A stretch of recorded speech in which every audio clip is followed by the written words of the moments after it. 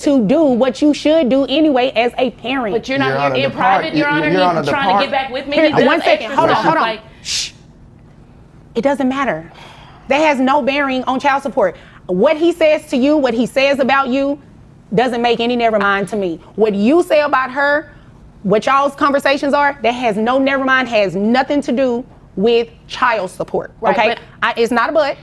Let me ask you a question, because I don't want to derail this conversation in this case, because I have some more that I need to get to today. Now, if you're making $180,000 a year, why aren't these children on any type of health insurance? Well, the profession that I have, you know, there's no insurance offered, and I mean... Well, it doesn't have to be. You're considered a independent contractor, right? Right.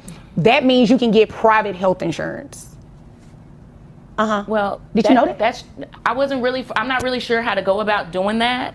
You can Google and say to the internet how to find private health insurance. Right. I'm trying to see what she get the 180